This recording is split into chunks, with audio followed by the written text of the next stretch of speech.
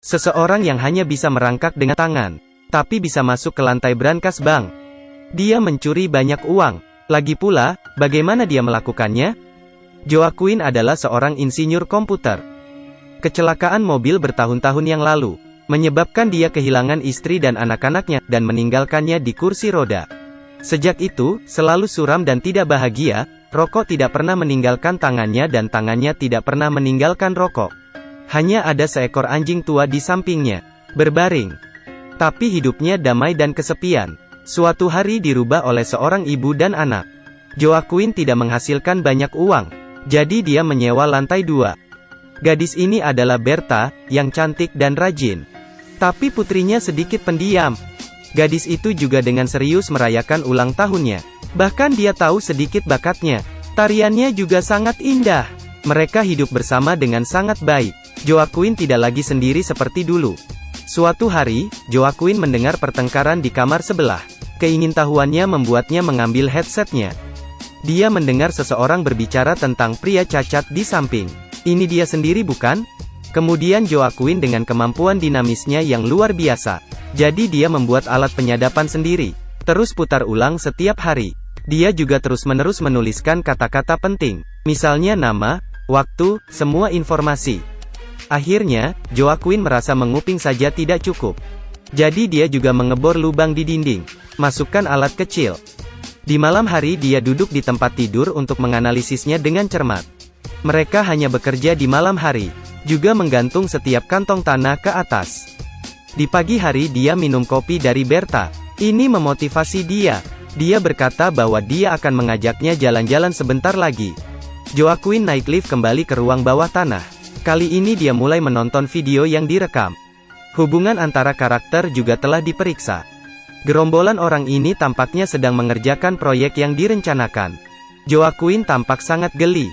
Tapi pada saat ini, seseorang yang tidak pernah dia pikirkan muncul di video. Itu adalah Berta. Dia mendekati Joaquin untuk mencegah mereka ditemukan. Dan yang ini dengan potongan rambut terbalik adalah pacarnya. Joaquin patah hati. Menghadapi Berta dia harus menahan diri untuk tidak menunjukkan apa-apa. Dalam video itu dia juga menemukan peta. Dan mereka seperti tikus yang menggali lubang untuk mencuri. Joaquin menemukan putri pendiam Berta. Selalu monolog dengan anjingnya. Jadi dia membuat alat penyadapan. Simpan di tali anjing.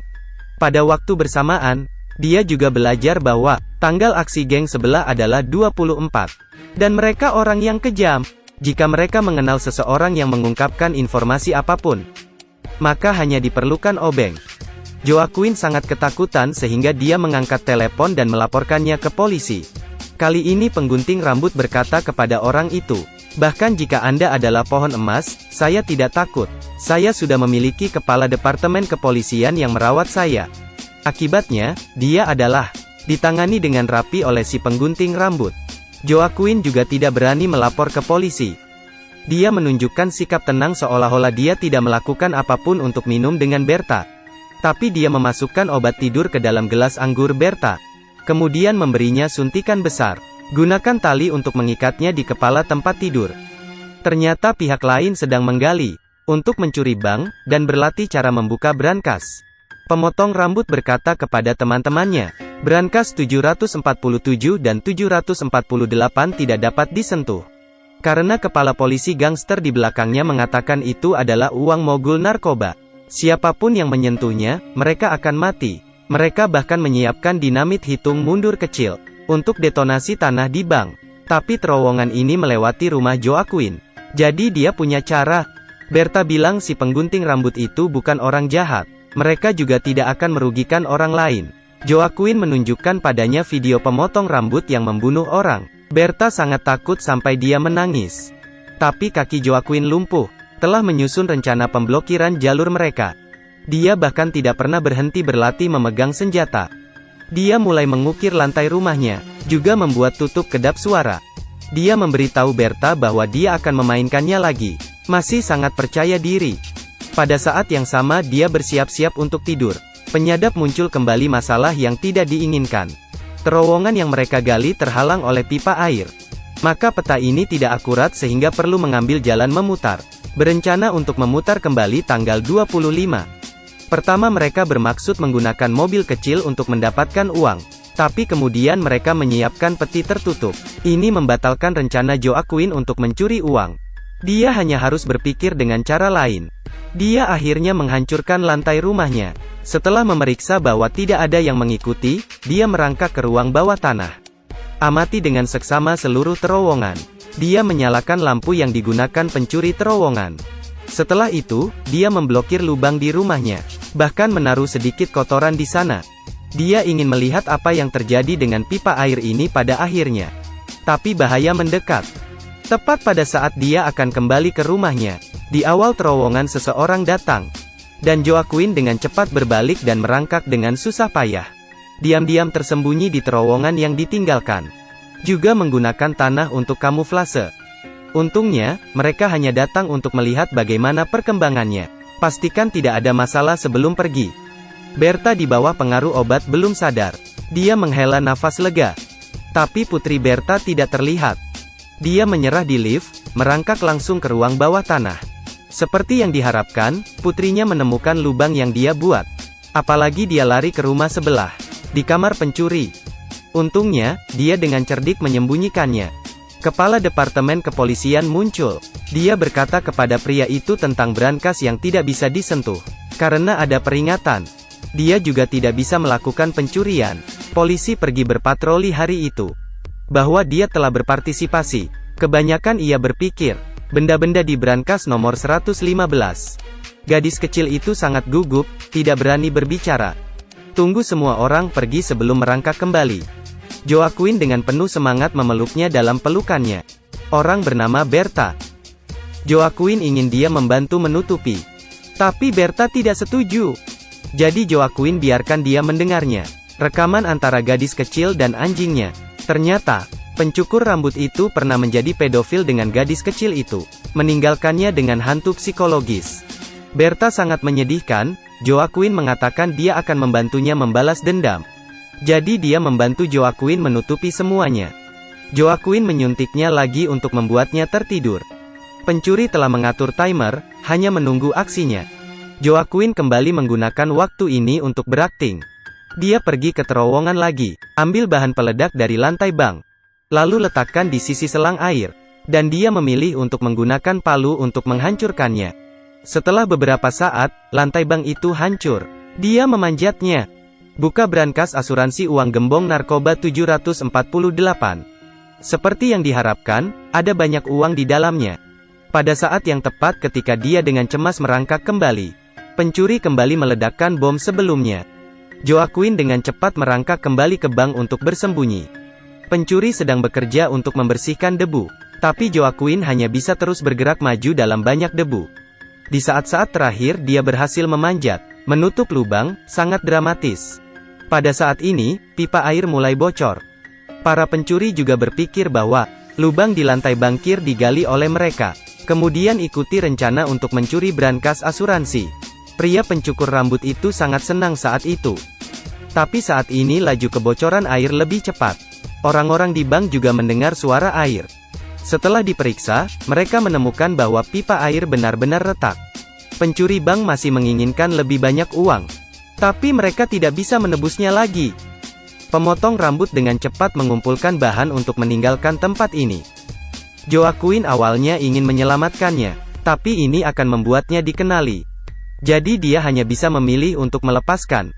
Tekan tutupnya dengan kuat, menenggelamkan orang-orang yang hidup itu. Air di terowongan mulai merembes keluar. Perampok di bank juga tidak punya tempat untuk melarikan diri. Joa Quinn dengan cepat membersihkan ruang bawah tanahnya. Gunakan banyak hal kecil untuk menutupi lubang. Naik lift untuk membawa uang ke atas. Untuk menyelamatkan hidupnya, pencuri membuka brankas asuransi yang telah diperingatkan. Joa Quinn menyembunyikan uang di lemari. Dia menyuntikkan dengan satu pil tidur lagi. Lalu mandi untuk membersihkan kotoran pada dirinya. Polisi sekarang datang ke Joa Quinn jadi dia berinisiatif menyerang. Dia memberitahu polisi di ruang bawah tanahnya ada kebocoran rembesan. Berpikir bahwa keraguan seperti itu dapat dihindari. Tapi dia terlihat dari belakang oleh serif. Tapi dia menghubungi si penggunting rambut untuk menanyakan apa yang sedang terjadi. Kemudian, Sheriff membawa beberapa polisi ke rumah Joaquin. Meskipun setelah pemeriksaan, tidak ada yang terdeteksi. Sheriff masih merasa ada yang salah. Jadi dia meninggalkan telepon dan pergi.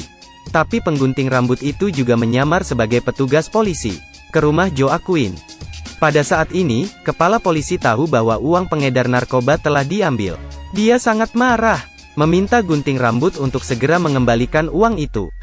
Joaquin diam-diam mengirim pesan ke sheriff. Ia mengeluarkan senjatanya, bersiap-siap untuk pergi memeriksa rumah Joaquin. Tapi dia menemukan bahwa pacarnya Berta dalam keadaan koma. Joaquin dengan tegas mengatakan bahwa dia tidak tahu apa-apa. Ia dengan agresif memukulnya. Jahat sekali. Pada saat ini, teleponnya berdering, baru saja mengangkat telepon. Ia langsung tahu bahwa itu dari kepala polisi. Dia dengan cepat membuka pintu. Bertanya mengapa dia mendapatkan telepon Joaquin. Ia juga diikat polisi.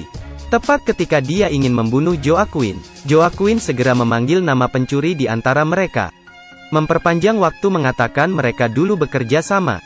Dia berbicara banyak tentang rencana untuk menggali perampokan bank. Yang tidak pernah ada yang tahu.